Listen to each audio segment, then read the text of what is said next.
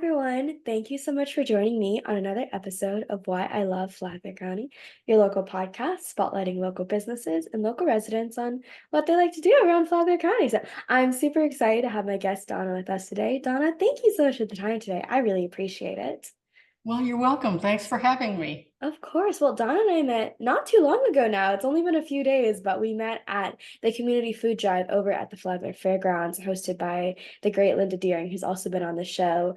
And there were a lot of amazing booths and a lot of amazing things. And Donna over here, she just had the most beautiful setup, and I was in love what she's doing. And I was like, I have so much respect and appreciation for what you're doing. So I'm really excited to kind of talk about this and learn a little bit more about it. So why don't you kick us off and tell me a little bit about your journey coming here to Flagler, and how's that been? Well, it's been a journey. I have my little embroidery business, which is called Threads by Donna, and that actually started about 20 years ago. But if you really want to go back, I've been in love with embroidery since I was a child, and my grandmother taught me how to do it by hand. So Mm, fast forward a whole lot of decades, and now I'm doing machine embroidery, which is a big advancement in time and capabilities and things for embroidery. I have my products are displayed in the Pink Turtle gift shop in Flagler Beach. Little shout out there. But I also do a lot of custom work, which is a lot of fun for me because a lot of times my customers will just come to me with an idea or a concept or whatever, and we work together to just kind of bring it to life. And so that's a lot of fun. I enjoy that. that's amazing. I've been here in Flagler for about 4 years, and my products have been in the Pink Turtle most of that time. And I do the occasional craft fair where you and I met. Um, Mostly, though, it's the Pink Turtle and special burgers. Keeps That's me busy. That's great. The Pink Turtle is the cutest shop over at Flagler Beach. I haven't personally been a whole lot of times, but I always see it when me and my dad go to the beach. So if you guys haven't checked it out, definitely check it out. There's cool stuff like there's Donna stuff, and there's a whole lot of stuff all from out Flagler, if I remember correctly. There are about 70 local vendors, and it's just an amazing variety of Yeah. handcrafted goods there. Yeah, and I Very think that's unique. definitely, and I really love the aspect of it that, me and my friend were actually just at a beach in Tampa and Clearwater. And we were going to all of these shops, and a lot of them we found out had like these same exact things. They're wearing like slightly priced slightly different, or maybe a slightly different color of like the same t-shirt or the same outfit. But what I love about what the Pink Turtle does is it's very unique and it's very the spirit of Flagler, which I think a lot of people, when they're tourists, that's what they want. They don't want just a t-shirt printed on like Flagler. They want something a little bit more unique, something a little bit more with a little bit more heart, like what you do, Donna. Yep, Yeah, it that's makes us awesome very unique that way. for sure. Well, I'm kind of curious, going from hand embroidery to machine embroidery. Do you kind of want to explain a little bit about the difference for us embroidery newbies who don't really know too much about it? Well, a hand embroidery for all you youngsters out there involves a, involves a hand hoop and stretching the fabric onto the hoop and using needle and thread to create your designs. Well, you fast forward, machine embroidery are digital downloads that are transferred to the hooping process in a variety of different ways. Mine is I have my designs on a USB stick, and I load the stick into the machine, and there's still the hooping process, the color selection process. And over the years, I've accumulated somewhere in the neighborhood of 2,000 color, or not 2,000, 200 colors of thread. Wow. Yeah, to keep it all organized, my husband made me a really cool thread rack.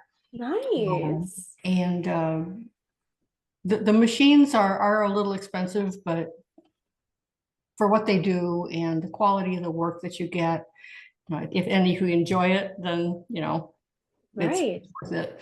Definitely.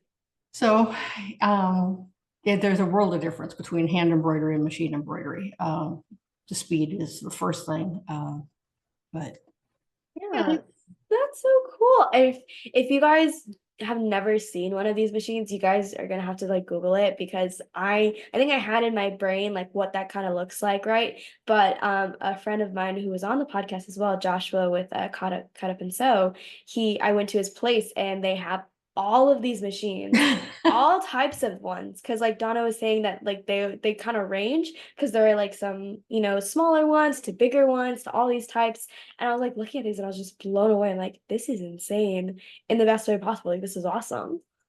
Yeah, yeah. I've been in their shop in Cut Up and Sew several times, and I've talked to Josh, and I like it for a good, nice little local shop for me. Yeah. I don't have to go And to Daytona.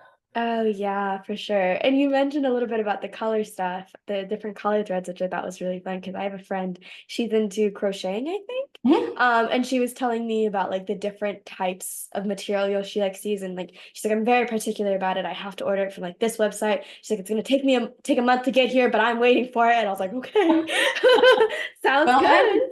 I understand that because I've found some thread manufacturers that don't work well for me, and a few that do, and I have my favorite. So, you know, Right.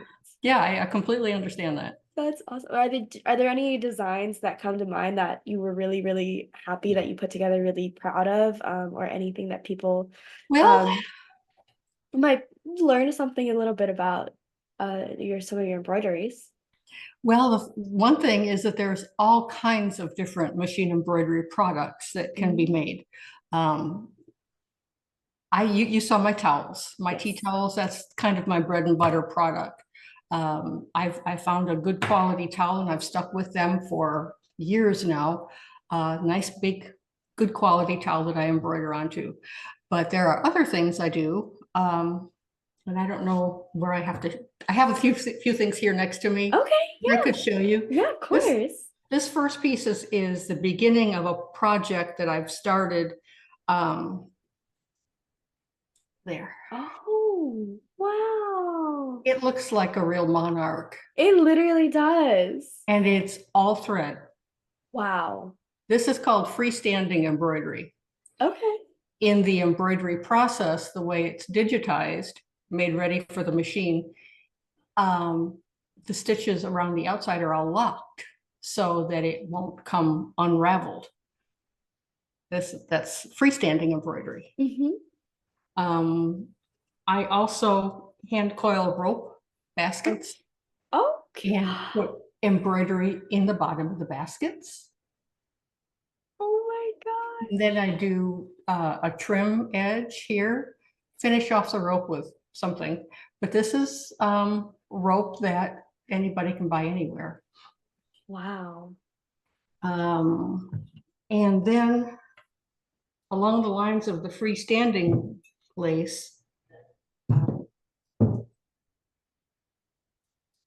this is a glass block Okay. with an embroidery panel attached to it. Oh, And inside the glass block is a light kit. oh my gosh. So you can light it up, kind of brightens up a corner of your room or whatever. So there's all kinds of different ways of embroidering now. Wow. Um, when I get the rest of this project done, it will be at the Pink Turtle gift shop. There you go. So teaser. Yeah. Head out there, mark your calendars, wait for that. That's amazing. Thank you so much. I'm so glad you said that because I was gonna maybe ask her for some pictures later that I could like maybe put in the editing and so people could see, but you had it right there and you had so much different because I think sometimes when we think of embroidery, we're not thinking of anything like that, like whatsoever. It's maybe like a little patch on your shirt, like that's what I would think. But that is incredible. The glass, I had no idea that was a thing. So I'm in awe. That's beautiful. That's so cool. Thank you for sharing. Well, you're welcome. A lot of people don't realize all the different things. Right. There's always something new to try, you know. So Yeah. Yeah. that's kind of my journey so far to where I am up right up to now. That's so cool. Well, so you've been here for about 4 years or so. Yeah. What do you and your family like to do around town? Maybe places to go, events to go to, groups to join, anywhere to kind of get active in the community. Okay, well, we are members of a local Jeep club. My husband has a Oh, Jeep, and we do enjoy that. We like going to the beach because in the Jeep you can drive onto the beach in Daytona. yes. So we do that. We have a lot of local restaurants that we really like. That's something else about Flagler that's so unique is that there aren't any chain restaurants. They are Right. all locally owned. And so we have several of those that we really enjoy. Um, I Yeah. can name names if you want. Sure, if you'd like, feel free to give them a shout out. I know there are a lot Okay. of great ones. Okay. Well, one that opened up shortly after we got here, they just had their third anniversary, is Sunburrows Cafe. Oh yeah. They are like a morning breakfast and lunch cafe, and their food is just really, really good. Friday nights we go for a little supper and some entertainment. They usually have live entertainment on Friday nights. That's kind of our favorite in Flagler, but we've been to all the usual ones as well, and some of the startups along the beach. I kind of like, the Anchor and Oceanside and all of them. So, Yeah, they're all so amazing. What's it called? I had a friend come in from out of town. She was from New York, and I had taken her to Sunburst, and she loved. I think she had a croissant there, oh yeah, and she loved it. So Sunbros is they because doesn't Sunbros they like fly in some of I their think they're, bagels, I think. yeah, Yeah, every that's what I day. remember. Yeah, that's so cool. So yeah, my New York friend, she approved of the croissant at least. I think it was the croissant. I don't think it was the bagel. I had a croissant. I know that. So anyway, but a lot of great stuff over there. I was talking to a gentleman about 2 days ago from St. Augustine, and he had never been to Flagler Beach, which I was like, oh my gosh, I can't believe that. He's like, what is your downtown like? What does your beach look like? I'm like, oh, it's great because it's all, small local businesses, just like the best food ever. And it's just like the strip. There's always something to do, I think, down here in Flagler Beach. Like First Friday's coming up.